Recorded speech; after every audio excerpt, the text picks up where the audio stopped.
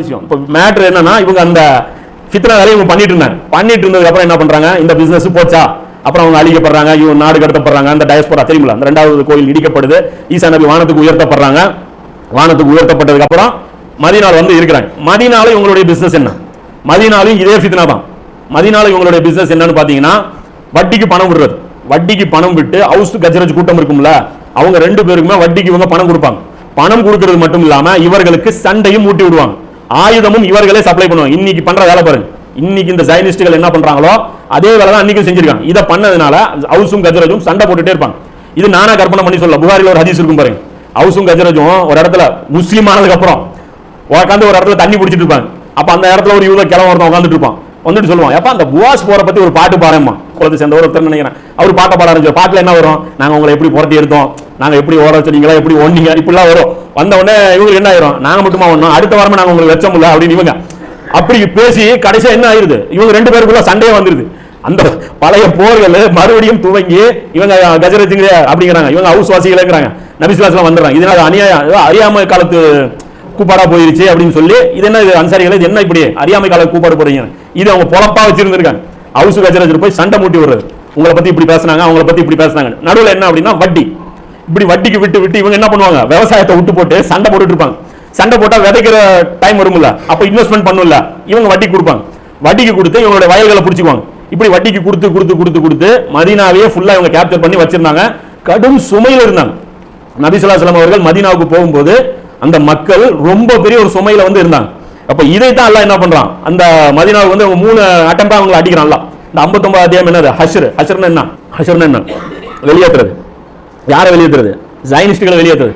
அப்ப இவங்களை வெளியேற்றுறது தான் சூராவுடைய பேரு. அப்ப இவங்க என்ன பண்றாங்க, ரசூலுல்லாஹ் 3 கட்டமாவும் அடிக்கிறாங்க. பனு நலீர் ஒரு கட்டத்திலையும், பனு கைனுகா ஒரு கட்டத்திலையும், பனு குரைலா ஒரு கட்டத்திலையும் நடித்து இதுறாங்க. அவங்களுடைய செல்வங்களை கைப்பற்றாங்க. இந்த செல்வம் ஆக்சுவலா யாருது, இது யாருன்னு பாத்தீங்கன்னா மதீனாவாசிகளுடைய செல்வம். இவங்க வந்தவங்க தானே, அங்கிருந்து விரட்டி அடிக்கப்பட்டு வந்தவங்க. இவங்களுடைய சூழ்ச்சிகளின் மூலமாக இவர்களுடைய அறியாமையை பயன்படுத்தி அவங்க என்ன பண்ணாங்க, சண்டை பூட்டி இவங்க பெரிய செல்வந்தர்களா மாறி கடைசியா கைபர்ல தான் சொத்து இருந்துச்சு, மதீனா பிச்சைக்காரங்களா இருந்தாங்க. அப்ப இந்த சொத்தெல்லாம் பிடுங்கும் போது அல்லாஹ் சொல்றான், மேலும் அல்லாஹ் எந்த செல்வத்தை அவர்களின் பிடியில் இருந்து விடுவித்து தன் தூதரின் பக்கம் திருப்பி கொடுத்தானோ அந்த செல்வம் சொல்லி அல்லாஹ் சொல்றான். அவர்கள் கைப்பற்றி அமுத்தி வச்சிருந்தாங்க. அப்ப அந்த செல்வத்தை அவங்க சம்பாதிச்சதா அல்லாஹ் சொல்லல. யூதர்கள் வச்சிருக்கிற செல்வத்தை அல்லாஹ் என்ன சொல்றான், அமுத்தி வச்சிருந்த செல்வம், புடிங்கி வச்சிருந்தாங்க அவங்க அப்படிங்கிறான். அதை நான் வந்து ரிலீஸ் பண்ணி விட்டேன் அப்படிங்கிறான். ரசூலுல்லாஹ் வந்து மதீனாவாசிகள் மேல செஞ்ச மிகப்பெரிய நியாமத்துகள் இதுவும் ஒண்ணு. அடுத்து அல்லாஹ் சொல்றான், பல்வேறு ஊர்வாசிகளிடமிருந்து தன் தூதரை ஊர்வாசிகளிடமிருந்து தன் தூதரை கைப்பற்ற வைத்துள்ளானோ அவை அனைத்தும் அல்லாஹ்வுக்கும் அவனுடைய தூதருக்கும் உறவினர்களுக்கும் அனாதைகளுக்கும் ஏழைகளுக்கும் பயணிகளுக்கும் உரியவை. ஏனென்றால் செல்வம் என்பது உங்களில் செல்வந்தர்களிடையே மட்டும் சுற்றி கொண்டிருக்க கூடாது என்பதற்காக அல்லாஹ் இவ்வாறு செய்தான். இப்படி காசு புடுங்கிறது எதுக்காமா, சில பேர் மட்டும் பணக்காரனா இருக்க கூடாதுங்கிறதுக்காக. அப்ப பூமியில ரசூலா வந்த நோக்கம் புரியுதா இல்லையா, பணக்காரங்கிட்ட காசு போக கூடாது. இப்ப கேபிட்டலிசம் டைரக்டா அட்டாக் பண்ணுதா இல்லையா. அப்ப இது ஏன் வந்து இன்னைக்கு வந்து இவங்க நம்மளை பார்த்து பயப்படுறாங்க தெரியுமா, இதுக்கு தான் பயப்படுவாங்க. ஏன்னா என்னைக்காரனாலும் நமக்கு இந்த நம்மளுடைய வேலை ஞாபகம் வந்து செஞ்சு தொலைச்சிட்டா என்ன பண்றது. இவங்க யாருக்கு கேடையுமே நடக்கிறாங்க. இன்னைக்கு பாருங்க, ஒரு டிராக்டர் ஒருத்தர் வாங்குறாரு, விவசாயி வாங்குறாரு, கஜா புயல் ஏதோ வருது, போட்டா முதல்ல போயிருது, வட்டிக்கு பணம் கட்ட முடியல, அடிச்சு போலீஸை வச்சு என்ன பண்றாங்க, அந்த டிராக்டர் வந்து ஜப்தி பண்ணிட்டு போறாங்க. அதே வந்து அம்பானி வந்து ஒரு பிசினஸ் ஆரம்பிக்கிறார், என்ன எனர்ஜி என்னென்னமோ ஆரம்பிச்சார், எல்லாம் லாஸ். அப்போ ரிலையன்ஸ் போன் என்னாச்சு, காணாம போச்சா, ரிலையன்ஸ் போன் எங்க போச்சு, காணாம போச்சு இல்ல. அந்த பிசினஸ்க்கு அமௌண்ட் யாருது, இந்தியா பேங்க்ல இருந்தாலும் கடன் கொடுத்துருப்பாங்க. அந்த கடன் அப்படியே தள்ளுபடி பண்ணிட்டாங்களா, என்னைக்காவது உங்களை ஜப்தி பண்ணிருக்காங்களா, என்னைக்காவது உங்க கோர்ட்டு படியேறி இருப்பாங்களா. இந்த ரூபா நோட்டு மாறும்போது எங்கேயாவது இப்ப பாத்தீங்களா இல்லையா, 1600 கோடி ரூபாய் செலவுல நம்மகிட்ட 2000 ரூபாய் இல்லைங்க, ஒரு நாளைக்கு 2000 ரூபாய் போய் நிப்போம், காலையில இருந்து நிப்போம், 1 மணி வரைக்கும் நிப்போம், 9 மணிக்கு போவோம். இந்த ஏடிஎம்ல பணம் இருக்குன்னா நைட் 1 மணிக்கெல்லாம் ஓடிட்டு இருப்போம் தெரியுமில, ஏடிஎம்ல பணம் இருக்குன்னு. ஆனா 1600 கோடி ரூபாய் போட்டு கர்நாடகாவில் ஒரு கல்யாணம் பண்ணல அரசியல்வாதி. இதுதான் சிஸ்டம். அப்ப இந்த சிஸ்டத்துக்கு உடைக்கிற மருந்து யார் இருக்கு, முஸ்லிம்கள் இருக்கு. இந்த மருந்தை வச்சிருக்கிறோம். ஏன்னா இந்த வியாதி இனி பெருசாக போகுது. அதற்கு முன்னாடி முஸ்லிம்களை வந்து மிரட்டி உட்கார வைக்கணுங்கிறதுக்காகத்தான் இவங்க என்ன பண்ணாங்க, இது பண்ண. அப்ப இவங்களுடைய 2 காலகட்டம் புரியுதா, இதுதான் ஈசா நபி காலகட்டத்திலையும் இவங்க அடுத்தவங்களுடைய காசு ஹராமா புடிங்கிறது, இது யூஸ் பண்றதே இவங்களுடைய பணி. நபி ஸல்லல்லாஹு அலைஹி வஸல்லம் காலத்தையும் இவங்களுடைய வேலை என்ன, சூழ்ச்சியான முறையில இவங்க சம்பாதிச்சு சாப்பிடுறது இவங்க எண்ணமே கிடையாது. இவங்க திருட்டு பசங்க. இவர்களோட யாஜூஜ் மாஜூஜ் சேர்ந்தா எப்படி இருக்கும், அவங்க ஆடுறதும் இவங்க பாடுறதும் பார்த்தா அப்படி ஒரு கூட்டணி ஆயிரும். அப்படி ஆயிரும் இல்ல, இவங்க கூட்டணியும் அவங்க கூட்டணியும் அப்படியே அந்த செம்மையான கூட்டணி. இவங்க சூழ்ச்சிக்கும் இவங்களுடைய வக்கர புத்திக்கும் இவங்களுடைய கொடூர தன்மைக்கும் இரக்கமில்லா குணத்துக்கும் அப்படி மெர்ஜ் ஆயிரும். இப்ப இவங்க 2 பேரும் சேர்ந்து உருவாக்குன இந்த கூட்டம் தான் இந்த பேங்கிங் சிஸ்டம். இதன் மூலமா தான் மக்களுடைய செல்வங்கள்லாம் உறிஞ்சிட்டு வருது. இதுல இவங்க பாத்தீங்கன்னா இங்கிலாந்துல பிஸ்மில்லா பண்ணிருக்காங்க. இங்கிலாந்துல ஒரு ராஜா ஒரு தந்திருக்கான். அவனுக்கு சொன்ன பிரச்சனை இந்த போப்புகள் வந்து அதான் அந்த மத ஆட்சி இருந்துச்சு இல்லையா, கிறிஸ்தவ பாதிரிமார்களுடைய ஆட்சி தான் வந்து வழி வழியா இங்கிலாந்துல இருந்துச்சு. அப்ப இந்த ஆட்சி இருக்கிற வரைக்கும் இவர்களுக்கு அனுமதி கிடையாது. வட்டி யாருக்கு?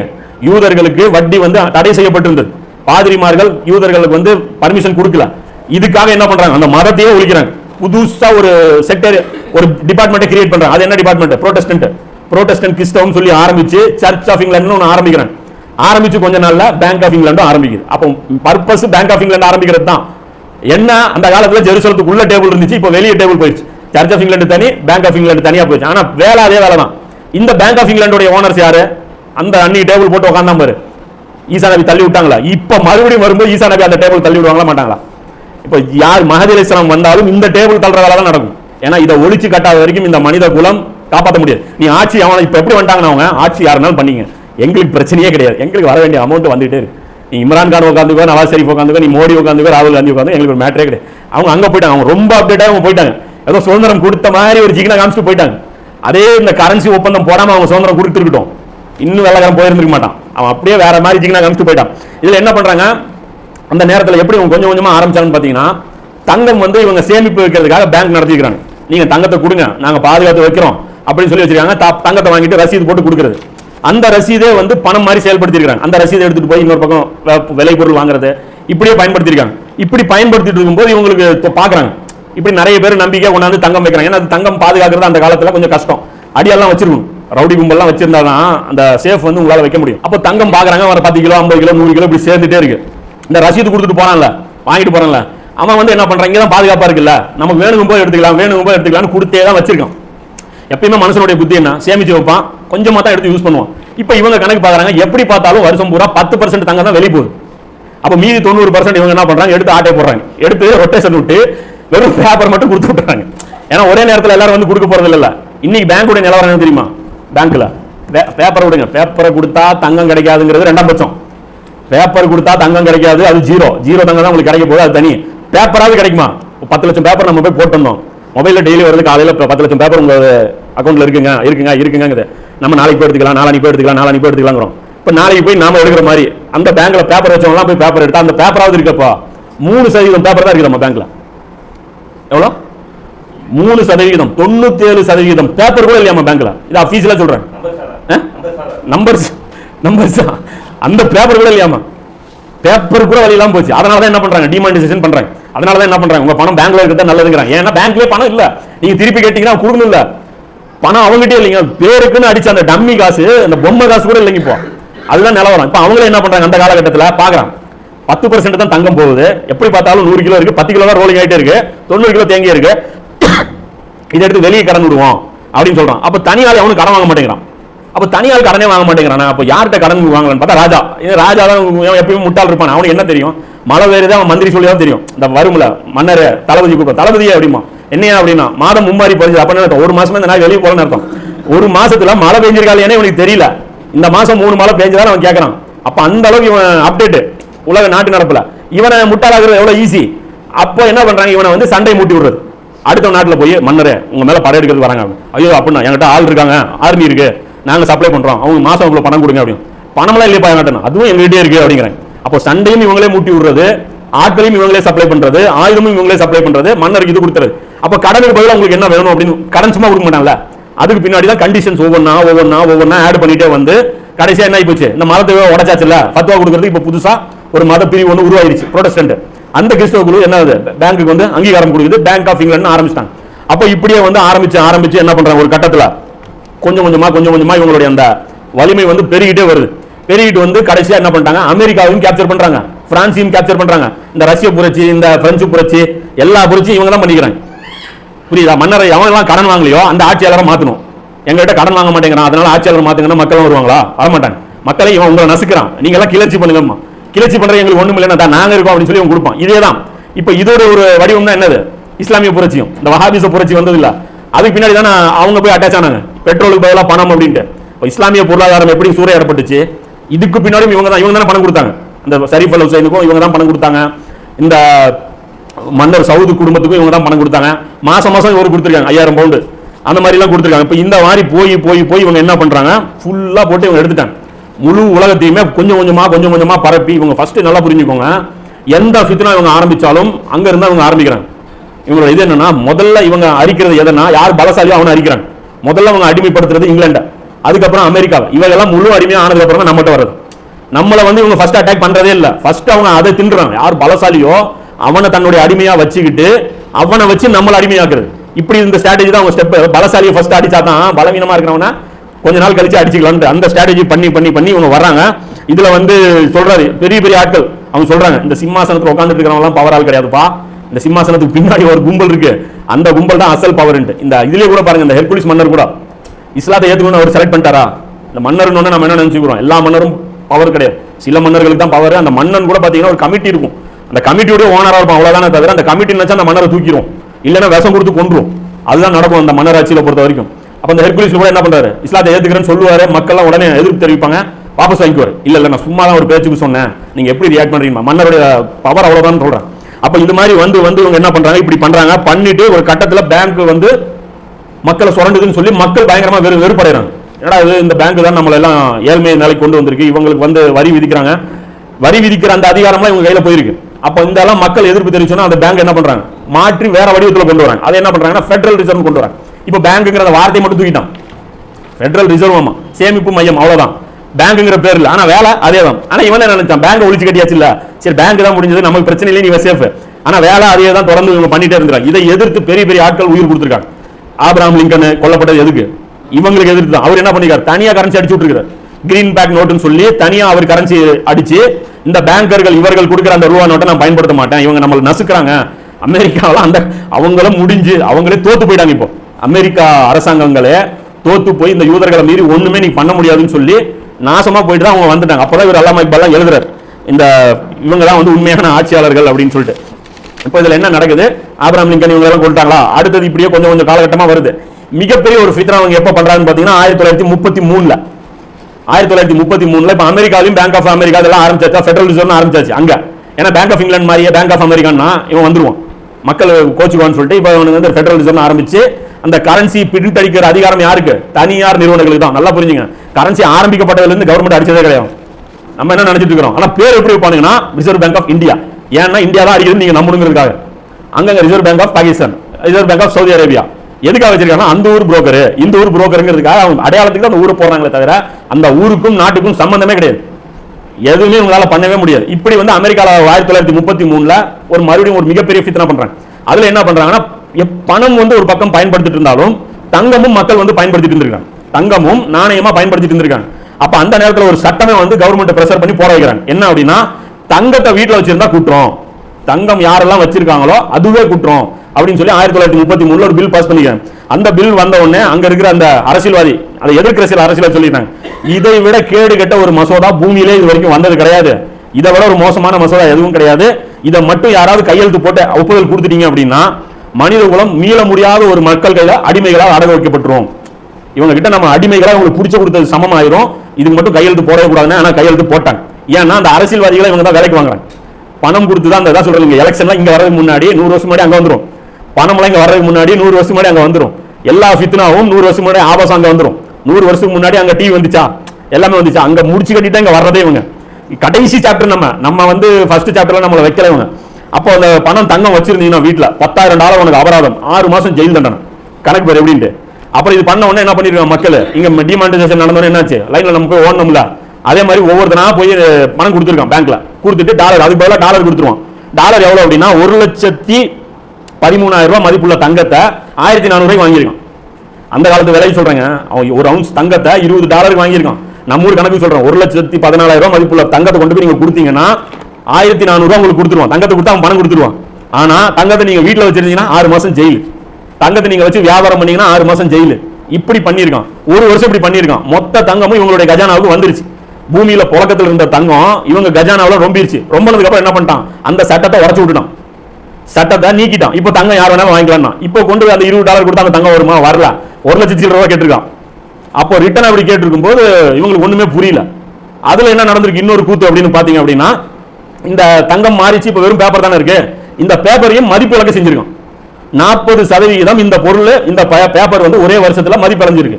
இன்னைக்கு வந்து பால் 1 லிட்டர் நீங்க 160 ரூபா கொடுத்து வாங்கியிருந்தீங்கன்னா அந்த ஒரு வருஷம் கழிச்சு அதுக்கப்புறம் பால் வந்து 100 ரூபா லிட்டரா விலைவாசி ஏறி இருக்கு. தங்கமும் கையில இல்ல, அந்த பேப்பரும் மாறிச்சு. இப்ப நம்ம எங்க மாட்டிக்கிட்டு இருக்கோம் புரியுதா இல்லையா?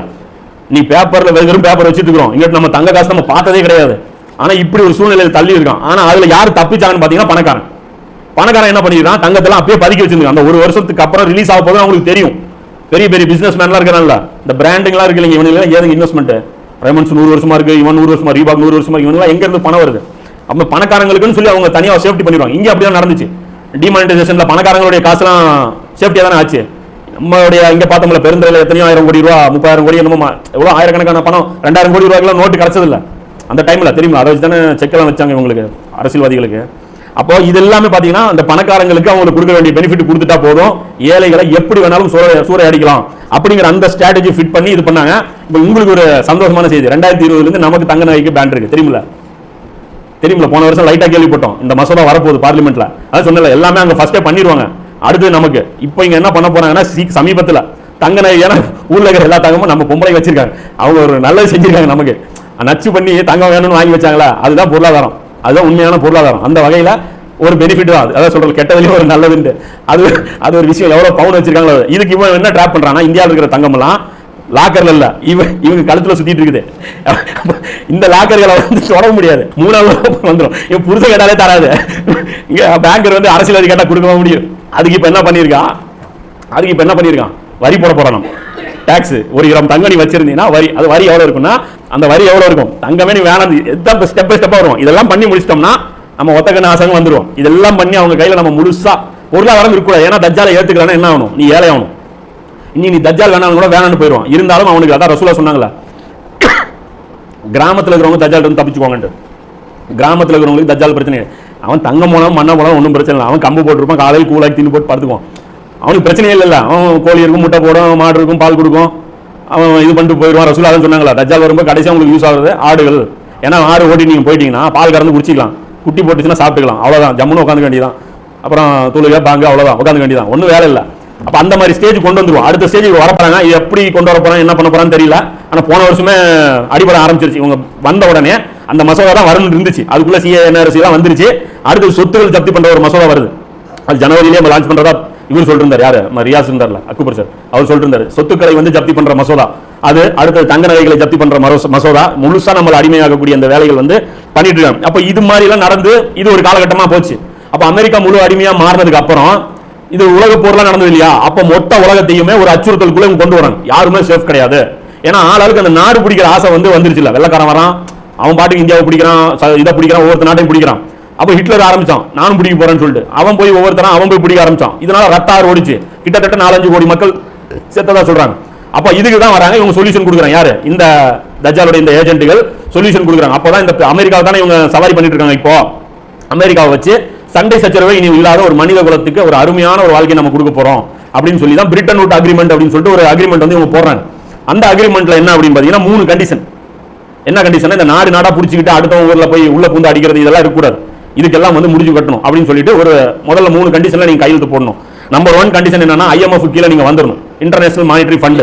உங்களுடைய பொருளாதாரத்தை எல்லாமே நாங்க தான் மெயின்டைன் பண்ணுவோம், நாங்க பொதுவான ஆளுங்கப்பா, நாங்க ரொம்ப நல்ல ஆளுங்க, எங்ககிட்ட நீங்க நம்பி உங்க பொருளாதாரத்தை கொடுங்க, நாங்க வேணுங்க உங்களுக்கு திருப்பி கொடுப்போம் அப்படின்னு சொல்லி ஒரு அக்ரிமெண்ட் இது போட்டாங்க. 2வது என்ன போட்டாங்க அப்படின்னா, ஒவ்வொரு நாடுமே ஐநாவுடைய பாதுகாப்பு கவுன்சில் இருக்குல்ல, ஐநா சபையுடைய பாதுகாப்பு கவுன்சில் இருக்கு, அந்த பாதுகாப்பு கவுன்சிலுக்கு நீங்க கையெழுத்து போடணும். அந்த பாதுகாப்பு கவுன்சில் ஒரு முடிவு எடுத்தால் அதற்கு நீங்கள் மாற்றம் செய்யக்கூடாது. அல்லாஹ்வும் அல்லாஹ்வுடைய தூதரும் ஒரு காரியத்தை உங்களுக்கு முடிவு செய்தால், மூமினான ஆணுக்கும் பெண்ணுக்கும் சுய விருப்பம் கொள்ளுதல் இல்லை. ஐநாவும் ஐநா சபையோட கவுன்சிலும் ஒரு காரியத்தை முடிவு செய்தால் இஸ்லாமிய நாடுகளுக்கு சுய விருப்பம் கொள்ளுதல் இல்லை. ஆனால் நம்ம முஸ்லீம் இந்த ஒப்பந்தத்தில் கையெழுத்து போட்டா, ஏன்னா நம்ம பிறவிலே அல்லாஹ் சொர்க்கம் வந்து களிமா சொன்ன கேரண்டி கொடுத்துட்டாங்களா, இப்படிதான் நம்ம போயிட்டு இருக்கோம். அப்போ இஸ்லாமிய நாடே நீ பூமியில கிடையாது, ஏன்னா எல்லாருமே இந்த ஒப்பந்தத்தில் கையெழுத்து போட்டிருக்காங்க. 2-3 நாடு, சின்ன நாடு சொல்றாங்க, எந்த நாடுன்னு தெரியல, தெரியுமா உங்களுக்கு? வந்து இப்படி பண்றாங்க. அதாவது ஐநா சபையுடைய செக்யூரிட்டி கவுன்சில்ல கையெழுத்து போடணும் 1. 2வது வந்து IMFல நீங்க இருக்கணும், அவங்க கொடுக்குற அந்த டாலர் தான் பயன்படுத்தணும், தங்கம் வெள்ளியை நீங்க பயன்படுத்தக்கூடாது அப்படின்னு சொல்லி 1. அடுத்தது என்னன்னு பாத்தீங்கன்னா, ஒவ்வொரு நாடும் அரசியல் சாசனம் என்று ஒன்று இயற்றணும். அதுக்கு முன்னாடி அப்படி கிடையாது. அதுக்கு முன்னாடி வந்து ஒரு ஆட்சியாளர் உட்காருவாரு, அந்த ஆட்சியாளருக்கு என்ன தோணுச்சோ அவர் என்ன பண்ணுவாரு, சட்டமா கொண்டு வருவார். அடுத்த ஆட்சியாளர் வந்தா அவர் சௌரியம், இன்னொரு ஆட்சியாளர் வந்தா அவர் சௌரியம். இப்படி எல்லாம் ஆளாளுக்கு சட்டம்லாம் போடக்கூடாது. ஒரு நாட்டுக்குன்னு ஒரு புக்கு கொண்டு வரணும் அப்படின்னு சொல்லி கொண்டு வராங்க. அதுக்கு பேர் தான் என்னது, அரசியல் சாசனம் அப்படின்ட்டு. அந்த அரசியல் சாசனம் எப்படி இருக்கணுங்கிறதா மௌலானா மௌதூதி இவங்கெல்லாம் வந்து ஹாக்கிமியத் பிரச்சனை வருது இல்ல, இன்ஷால்லா அந்த ஹாக்கிமியத் பத்தி ஒரு கிளாஸ் பண்ணுவோம். ஏன்னா நம்ம அதான் சொல்றோம், நம்ம ஆலிம்களுடைய பார்வை ரொம்ப ரொம்ப குறுகிய பார்வை, அது இல்லாமல் ஒத்தகன் பார்வையா போச்சு. அதுல வந்து இவங்க சொல்ற ஹாக்கிமியத்லாம் புரியுது, இவங்களுக்கு வந்து என்ன சொல்றது அவ்வளோ அறிவு வேணும். இவங்க ஹாக்கிமியத் எதை பேசுறாங்க, இவங்க லாயில உட்காந்து புகாரி முஸ்லீம் வச்சுட்டு இவங்க வந்து நாங்க முடிவு பண்றோம் அப்படிங்கிறாங்க. புக்கை வச்சு முடிவு பண்ணாதீங்க, உலகத்தையும் கொஞ்சம் பாருங்க. எந்த ஹாக்கிமியத்தை எதுக்காக கொண்டு வரப்பட்டது, அந்த ஹாக்கிமியத்தினுடைய சப்ஜெக்ட், அது கான்செப்ட் என்ன, எவ்வளவு உயர்ந்த ஒரு சித்தாந்தம்ங்கிறது. அப்ப இந்த 3 விஷயத்தை நீங்க கையெழுத்து பண்ணணும். அரசியல் சாசனம் ஒன்று டிஃபைன் பண்ணி ஆகணும். எந்த ஆட்சி மாறினாலும் ரூலிங் எதன்படி இருக்கணும். அதனால தான் இப்போ புரியுதா இல்லையா, இப்போ மோடி உட்கார்ந்தாலும் இந்த மத அடிப்படையில் நாங்கள் பிரிச்சு பார்க்கணும்னு இந்த அரசியல் சாசனத்துக்கு முரண் சொல்லி தான் இப்போ பிரச்சனையே நடந்துட்டு இருக்கு. ஆனா இந்த அரசியல் சாசனம் நீங்க பண்ணி ஆகணும்னு சொல்லி அப்ப அந்த பிரிட்டன் வுட் அக்ரிமெண்ட்ல அது பண்றாங்க. பணம் வந்து நீங்க தங்க வெள்ளி நாணயங்கள் பயன்படுத்தக்கூடாது, நாங்க கொடுக்குற இந்த டிஷ்யூ பேப்பர் தான் நீங்க பயன்படுத்தணும்ட்டாங்க. அடுத்தது என்ன சொல்றாங்க, நீங்க எங்களுக்கு அடிமை, நீங்களா சுயமா எதையுமே இது பண்ணக்கூடாது, நாங்க யாரை அடிக்க சொல்றோமோ நீங்க அடிக்கணும், நாங்க யாரை அடிக்க வேணாம்னு சொல்றோமோ நீங்க அடிக்கக்கூடாது, நாங்க தான் நாட்டாம பண்ணுவோம் அப்படின்னு சொல்லி ஐநா சபை சொல்றாங்க. இந்த 3க்கும் கையெழுத்து போட்டு இவங்க ஒத்துக்கிட்டாங்க. இது கையெழுத்து போட்டா அவனுக்கு பேர் என்ன, இஸ்லாமிய அடிப்படையில் காஃபிர். இவன் முஸ்லீமே கிடையாது. இவன் 5 நேரம் தொழுதாலும் சரி, நோன்பு வச்சாலும் சரி, இவன் ஜக்காத்து கொடுத்தாலும் சரி, ஹஜ் செஞ்சாலும் சரி, இவனுக்கு பேரு காஃபிர், முஷ்ரிக், இவன் ஃபாசிக், இவன் வந்து அநியாயக்காரன். இம்ரான் ஹுசைன் போய் அங்க ஜெனீவால போய் படிக்கிறார், சுவிட்சர்லாந்துல போய் அதெல்லாம் படிக்கும் போது இந்த கண்டிஷன்ஸ் எல்லாம் வருது. அதெல்லாம் அவர் சொல்லும் போது சொல்றாரு, அல்லாஹ் ஹலாலாக்கியதை யார் தூய்மையான பொருட்களை ஹராமானவையாக ஆக்கி கொள்ளாதீர்கள். அல்லாஹ் தங்கத்தை ஹலாலாக்கி இருக்கானா? இன்னைக்கு இந்த மக்கள், இந்த மன்னர்கள் என்ன பண்றாங்க, ஹராம்னு எழுதிட்டாங்களா, நீங்க தங்கத்தை பயன்படுத்த முடியுமா, காய்ச்சா நீங்க பயன்படுத்த முடியுமா? பயன்படுத்த முடியாது. மேலும் வரம்பு மீறாதீர்கள், திண்ணமாக வரம்பு மீறுவரை எல்லாம் நேசிக்கப்பட்டான். 5வது அத்தியாயத்துல 87 வசனம் நேரடியா குர்ஆனுக்கு மாறு வருதா? இந்த வசனத்தை எடுத்துட்டு போய் நண்டு ஃபிட் பண்ணி சாஃபிகளை பிடிச்சு நோண்டுற சாஃபிகள் தானே, இந்த சாஃபி மதத்தை சார்ந்தவன். அவன் நண்டு ஹலாலா, அவன் ஒரு கன்ஃபியூஸ்ல சொல்லிட்டான். அவனை பிடிச்சி உருட்டு இவன் வந்து நண்டு வந்து ஹலாலுன்ட்டான், ஹராமுன்ட்டான். அவனுக்கு தெரியல, அவன் சுத்தி பார்த்தான், ஏன்னா இது ஒரு மாதிரியா இருக்கு, இது எந்த லிஸ்ட்ல சேர்த்துறது, இது தரையில சேர்த்துறதா தண்ணியில சேர்த்துறதா தெரியல. அவனை கொண்டு போய் இது பண்ணிட்டான். தங்க நாணயம் டைரக்டா ஹலால் தானே, எக்காரத்தை கொண்டு உயிரை போனாலும் நாங்கள் பயன்படுத்த மாட்டோம்னு சைன் பண்ணா. அதுக்கு பேர் என்ன, அல்லாஹ் ஹலாலாக்கிய தூய்மையான தங்கத்தை அல்லாஹ் என்ன சொல்றான், அதுல நான் சீனத்தை ஏற்படுத்தி, இது பெருசா அவர் எழுதியிருக்காரு, தங்கத்துக்கு அல்லாஹ் மதிப்பு ஏற்படுத்தியிருக்கோம், அது மனிதனுக்கு கவர்ச்சி தரக்கூடியது, அது சொர்க்கத்துடைய நியாமத்துகள் ஒரு நியாமத்து, அப்படி இப்படி நல்லா சிலாகித்து பேசுறான். அதை எடுத்து குப்பையில போட்டு வச்சிருக்கோம். தங்கத்தை எடுத்து ஒரு வேலை, ஏன்னா அதனாலதான் அல்லாஹ் மதிக்க மாட்டேங்கிறோம். இந்த செல்வம் அல்லாஹ்வுக்கு இருந்தா தான் அந்த நினைவு மனுஷனுக்கு அல்லாஹ்வோட தொடர்பு படுத்தும். நீங்க செயற்கையான பொருட்களை போக போக நீங்க வந்து அந்த அல்லாஹ் விட்டு நீங்க விலகி போயிருவீங்க. அப்ப இவங்க என்ன பண்ணிருக்காங்க அப்படின்னா, இந்த 3 கண்டிஷன் போட்டு இவங்க பண்ணிட்டாங்க. அப்ப நம்ம முஸ்லீம் என்ன பண்ணாங்க, ஃபர்ஸ்ட் அமெரிக்கா இந்த யூதர் இந்த இவங்க எல்லாமே ஜைனிஸ்டும் பண்ணிட்டாங்க. இப்ப நம்மளுடைய சுன்னத் என்ன, யூத கிறிஸ்தவர்கள் ஒரு உடும்பு பொந்துல பூந்தா நம்மளும் பூர்ணம் இல்ல, இப்ப நம்மளும் அதுல பூந்து எல்லாரும் போயிட்டோம். அதே உடும்பு பொந்துல ஐநா சபைக்கு அந்த உடும்பு பொந்துல பூந்து, அப்புறம் பேங்கிங் சிஸ்டம் அந்த உடும்பு பொந்துல பூந்து, அப்புறம் இந்த அரசியல் சாசனம் அந்த உடும்பு பொந்துலையும் பூந்து வெளியே வரது வழி இல்லாம இப்ப முடிச்சிட்டு இருக்கோம். உள்ளே போயிட்டோம், 3 பொந்து இல்ல ஒரே இதுல இவங்க சொன்னது என்ன அப்படின்னா, இந்த பிரிட்டன் வுட் அக்ரிமெண்ட்ல ஒரு விஷயம் முக்கியமா அவங்க சொல்லியிருந்தாங்க. என்ன அப்படின்னா, டாலரா தான் உலக கரன்சி இருக்கும். ஏன்னா இப்போதைக்கு எங்களுக்கு அடிமை இவங்க தான், அதனால இப்போ சொல்ற கரன்சி தான் நாங்க வச்சிருப்போம். அதனால அமெரிக்கா அதிபர்னால அவன் ஒரு டம்மி பீசர், அவன் கையில எல்லாம் பவர், அவன் ஒண்ணு கையெழுத்து மட்டும் தான் போடுவான், ரப்பர் ஸ்டாம்ப் வச்சிருப்பான். அவன் அப்படியே கோட் சூட் மாட்டி அப்படி கூட்டு வந்து நிப்பாட்டுவாங்க, ஸ்பீச் எழுதி கொடுத்துருப்பாங்க, அதை படிச்சுட்டு போகணும். அவனுக்கே தெரியாது எலெக்ஷன்ல யாரு ஓட்டு போறா ஜெயிக்க போறா ஒன்றும் தெரியாது. 2000 சொச்சத்திலே காமிச்சிட்டாங்கல்ல சிம்சன் கார்ட்டூன்ல, அது ட்ரம்ப் தான் ஜெயிக்க போறான். இந்த பக்கம் நம்ம சல்மான் நிக்க போறாரு, இந்த பக்கம் நம்ம எகிப்து அதிபர் சிசி நிக்க போறான். சிசி எல்லாம் வந்து அப்ப வந்து என்ன ராணுவ தளபதி, அவன் அரசியலே கிடையாது, அவன் அதிபர் அவன் வேற போட்டு காமிச்சிட்டான். பின்னாடி அந்த இவான்கா ட்ரம்ப் அவன் நிப்பா, இந்த பக்கம் ஒரு சொட்டத்தலை ஒருத்தன் அரபி ட்ரெஸ் போட்டு நிக்கிறான், சூடான்காரன் யாரும் அவன் ஒருத்தன் நிக்கிறான். அதே மாதிரி அப்படியே காட்டுறாங்கல்ல. இவங்க எப்போ பிளான் பண்றாங்க, இதெல்லாம் மனித அறிவுனால பிளான் பண்ண முடியுமா? பண்ண முடியுமா? எகிப்துல வந்து ராணுவ புரட்சி கொண்டு வந்து முர்சியுடைய கவர்மெண்ட்டை கவுத்துட்டு சிசி வந்துருவாருன்னு அவனால 10 வருஷம் முன்னாடி சொல்ல முடியுமா? அவனால பிளான் பண்ண முடியுமாங்க? வழியில அவனுக்கு கொல்லப்படுறதுக்கு வாய்ப்பு இருக்கு, வழியில வந்து இவன் என்னென்னமோ நடக்கிறது வாய்ப்பு இருக்குல்ல, அத்தனையும் பர்ஃபெக்டா எக்ஸிக்யூட் பண்ணி கொண்டு வராங்க. அப்ப இதெல்லாமே முன்கூட்டியே அவங்க செய்யறாங்க. இப்படி நடக்குது. இப்ப பிரிட்டன் வுட் அக்ரிமெண்ட்ல என்ன நடந்தது அப்படின்னு பாத்தீங்கன்னா, டாலரா வந்து உலகத்தில் இருக்கிற எல்லா நாடுகளும் அவங்களுக்கு பிடிச்ச போட்டோவை முதல்ல நீங்க போட்டுக்கலாம். உங்களுக்கு காந்தி தாத்தா பிடிக்குன்னா காந்தி தாத்தா போட்டுங்க, நேரு மாமாவை போட்டுங்க, எதை வேணாலும் போட்டுங்க. நாங்க ஒத்தக்கனை வச்சு நாங்க ஒரு டாலர் வச்சிருக்கோம், இது ஒத்தக்கன் எங்களுக்கு பிடிச்சது. அதுல என்ன நுரண்டுக்கு என்ன போட்டுருக்கான் பாரு, வி ட்ரஸ்ட் ஒன் காட் அப்படின்னு போட்டுருக்கான். இவன் எந்த ஒரு கடவுள் நம்புறவன், கிறிஸ்தவத்துல திருத்துவான். அவன் 3 கடவுள் கொள்கை தானே அவனுடைய கடவுள், ஒரு கடவுள் கொள்கையா அவனது. அவன் ஒரு கடவுள் நுரண்டுக்குனே போட்டுருக்கான். எந்த கடவுள் அதையும் போட்டுருக்கான், ஒத்தக்கண்ணு கடவுள், பிரமிடு வச்ச கடவுள். இந்த கடவுள் வெளியிட்ட அந்த நோட்டு தான் உலகத்தை ஆளணும் அப்படின்னு போட்டான். நீங்க வந்து வேற எந்த பேப்பர்னாலும் நீங்க உள்ளுக்குள்ள வச்சு நீங்க என்ன கருமத்தினாலும் பண்ணீங்க, அது உங்களுக்கு பிரச்சனை இல்லைன்ட்டான். ஆனா வெளிநாட்டுல இருந்து நீங்க ஒரு டாலர் ஏதாவது பொருள் வாங்கணும்னாலோ இல்ல எங்களுக்கு ஏதாவது வித்தீங்கனாலோ நாங்க டாலர் தான் கொடுப்போம். அப்ப இவன் என்ன பண்றான், மாடு மாதிரி வெங்காயத்தை வேலை செஞ்சு ஃபர்ஸ்ட் குவாலிட்டி வெங்காயத்தை கொண்டு போய் அமெரிக்கா கொடுக்குறான். அண்ணே இந்தாங்க இது 500 ரூபா கொடுங்கறான். இதா இது எங்க ஊர் 5 ரூபா, உங்க ஊர் 500 ரூபா சமம் அப்படின்னு வச்சுக்கிட்டோம். என்ன அநியாயம், எங்க ஊர் 5 ரூபா வெறும் 5 ரூபான்னு பார்க்காத, பக்கி பேல போ 500 ரூபா சமம் அப்படிமா.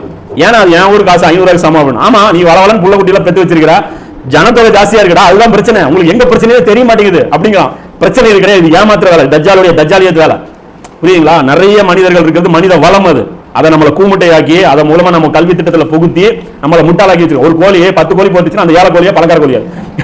ஒரு ஆடு 10 இது போட்டு குழந்தை போட்டுச்சுன்னா அது பணக்கார ஆடா ஏழை ஆடா? அது எப்படி ஒரு குட்டி போடுற ஆடு பணக்கார ஆடாயிரும்? ஒரு கணக்கு வேண்டாம். ஒரு கிராமத்தான கூட ஏமாற்ற முடியாது. எப்படா ஏமாத்துறீங்க எங்களை? அப்ப நாங்க உங்களுக்கு கொடுக்காம நிறுத்திட்டு அப்ப தெரியும் எங்களுக்கு பணக்காரன் நாங்க நீங்களான்ட்டு. எக்ஸ்போர்ட் பண்றோம்ல, இங்க இருந்து அரிசி எக்ஸ்போர்ட் பண்றோம், அதெல்லாம் பண்ணாம நாங்களே வச்சுக்கிட்டா நீ வருவ. வாஸ்கோடகாமா அனுப்பி விட்டீங்கல்ல, வாஸ்கோடகாமாவும் கொலம்பஸ் எதுக்கு வந்தானுங்க இவனுங்களாம்? சோத்து வழியெல்லாம் வந்தானுங்க. எங்கேயாவது சோறு கிடைக்குதா பாவா, எங்க ஊர்ல ஒண்ணும் விளைய மாட்டேங்குது, ஐய் இது என்னது மிளகா, அதை பார்த்ததே கேட்கறான். அவன் வந்த கொச்சின் வந்தா எதுக்கு வந்தான்? மசாலா ஐட்டம்லாம் அவன் பார்க்கவே இல்லை. இங்க போடுறான், இப்படி என்ன ஸ்மெல் இருக்கு, என்ன இது இருக்கு அப்படிங்கிறான். நம்மளால ஒண்ணுமே தெரியல. நாம நினைச்சிட்டு இருந்தா அமெரிக்கன் டாலர் மதிப்பு இதுங்க. அன்னைக்கு இந்த அமெரிக்கால இருந்து ஒரு ஆள் யூடியூப்ல இது எடுத்து போடுறாரு. தேங்காய் பால் 1 லிட்டர் எவ்வளவு தெரியுமா அமெரிக்கால? 1000 ரூபா. 1 லிட்டர் கல்லணை எவ்வளவு தெரியுமா? 1500 ரூபா. ஒரு இளநீ எவ்வளவு தெரியுமா? 300 ரூபா. அப்ப யாரு பணக்காரங்க? நம்ம தான் பணக்காரங்க. இங்க போனா 20 ரூபாய் இளநீ விக்குது. அப்ப நாம சாப்பிட இளநீ அப்ப நினைச்சு பாருங்க, நம்ம ஒரு நாளைக்கு 4000 மதிப்புள்ள சாப்பாடு சாப்பிட்டு இருக்கிறோம். நம்மள எல்லாம் கூமுட்டை ஆக்கி நம்ம ஊர் 5 ரூபா, உன ஊர் 500 ரூபாய்க்கு சமம் நம்மளை முட்டாளாக்கி நம்மளை உட்கார வச்சிருக்கான். இப்படி அந்த பிரிட்டன் விட்டு அக்ரிமெண்ட்ல என்ன கணக்குன்னா, டாலர் கொடுத்தா நீ தங்கத்தை கொடுக்கணும். என்னைக்கா இருந்தாலும் நாங்க டாலர் கொடுத்தோம்னா நீங்க தங்கத்தை வாங்கிக்கலாம். நாங்க பொதுவான ஆளுங்க, யாரு? International monetary fund. நாங்க பொதுவான ஆளுகப்பா, எங்களை நம்புங்க, எங்களை விட நேர்மையான ஆளு யாரும் இல்லைன்னு சொல்லி 1940 சில்லறையில சொன்னானு. அதை நம்பி உலகத்தில் இருக்கிற எல்லா உடும்பு பொந்துல எல்லாரும் பூந்தோம். பூந்துட்டு 71ல ஒருத்தனுக்கு தெளிஞ்சிருச்சு போத. அவன் என்ன பண்ணிக்கிறான்? பிரான்ஸ் நேரா போய் $2 பில்லியன் எடுத்துட்டு போய், இந்தாங்க எங்களுக்கு கொஞ்சம் தங்கம் தேவைப்படுது கொடுங்க அப்படிமா, இந்தாங்க இதை வச்சுட்டு தங்கம் கொடுங்க அப்படின்ட்டு. தங்கத்தை கொடுத்தா அவன் தான், நாங்க தங்கம் தரேன்னு எங்க சொன்னோங்கிறான். இதுதான் சைத்தாவுடைய வாக்குறுதி. அதை எழுதுறாள், என்னுடைய வாக்குறுதி நீங்க நம்புகிட்டு.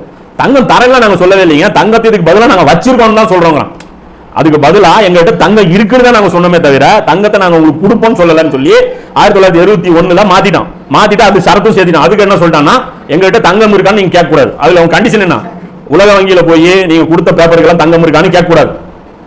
வருஷம் எவ்வளவு பேப்பர் பிரிண்ட் பண்ணீங்க, எந்த அடிப்படையில் பிரிண்ட் பண்ணீங்கன்னு ஆடிட் பண்ணக்கூடாது, ரெய்டு பண்ணக்கூடாது. எந்த நாட்டு அரசாங்கமும் உள்ள போக முடியாது, எந்த போலீஸ் போக முடியாது, ராணுவம் போக முடியாது. இப்ப நிலைமை என்னன்னா, அங்க பேப்பர் மட்டும் தான் இருக்குதாமா. அந்த பணத்தை கொண்டு போய் தங்கத்தை கொண்டு போய் வேற பக்கம் சேஃப்டி பண்ணிட்டாங்க. இன்னும் கொஞ்ச நாள்ல அமெரிக்காவை திவால் பண்ண போறாங்க. திவால் பண்ணும்போது ஏன்னா இஸ்ரேல் தான் ஃபுல் பவர் ஷிஃப்ட் ஆக போகுது. வெறும் இந்த நம்பர்ஸ் மட்டும் தான் சுத்திட்டு இருக்கு. அந்த சுவிட்சை ஆஃப் பண்ணி இந்த சுவிட்சை ஆன் பண்ணா இந்த அமெரிக்கா இருக்காரு. அதுக்காகத்தான் இப்ப அமெரிக்காவை போர்களை தள்ளுறாங்க. தள்ளிட்டு என்ன சொல்லுவாங்க? பேப்பர் இல்லாதனால அமெரிக்கா திவால் ஆகல, சண்டை போட்டே திவால் ஆயிடுச்சு.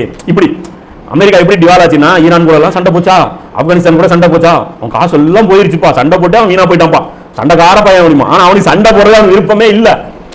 இவங்களா பண்ணி இதுதான் தஜ்ஜாலுக்கு மேல தஜ்ஜல், திரைக்கு மேல திரை. எல்லாத்துக்கும் காரணம் என்ன? நம்ம தீன விட்டுருந்தோம். ஏன்னா ஸ்டேரிங் நம்ம வச்சிருந்தா பொய் சொல்ல மாட்டோம்ல, அல்லாஹ் பயப்படுவோம்ல, உண்மையான கரன்சி பயன்படுத்திருப்போம்ல, ஏழைகளை கவனத்தில் வச்சிருப்போம்ல, செல்வம் ஒரு பக்கம் குவியாம பார்த்துருப்போம்ல, நீதியா தீர்ப்பளிச்சிருப்போம்ல. இத்தனையும் விட்டு போட்டு நம்ம தஸ்பீஹ் உருட்டுனதுனால அவன் வந்துட்டான். இவ்வளவு பிரச்சனை வந்ததுனால என்ன ஆயிப்போச்சு? இப்படி ஆயிடுச்சு. தங்கமும் இப்போ பிணையில இல்லைன்ட்டான். இப்பயாவது முடிச்சானா? இப்பயாவது முஸ்லீம் நாடுகள் ஓ தங்கம் கூட இவன்கிட்ட இல்லப்பா, நம்ம பாட்டுக்கு இப்ப இவன் டாலர் வாங்கணும், இன்னைக்கும் தங்கம் கொடுத்தா வாங்கிட்டு இருக்கான். இன்னைக்கு இவன் டாலர் வாங்கணும்னா இந்திய கரன்சி கொண்டு போய் கொடுத்தா டாலர் கிடைக்குமா? இந்தியாவுடைய கரன்சி இவ்வளவு கொண்டு போய் கொடுத்தா டாலர் கிடைக்குமா? அமெரிக்கா ரிசர்வ்ல கிடைக்காது. தங்கமா மட்டும்தான் அவன் வாங்குவான். அவனை தவிர வேற எவனும் தங்கம் வாங்கக்கூடாது. இது சட்டமாவும் போட்டு வச்சிருக்கான். இந்த சட்டத்துக்கு நாம முட்டாள்தனமா கையெழுத்து போட்டு இங்க உட்கார்ந்துட்டு இருக்கிறோம். அப்ப இதுதான் விஷயம். இது ஒரு மிகப்பெரிய ஒரு ஃபசாது.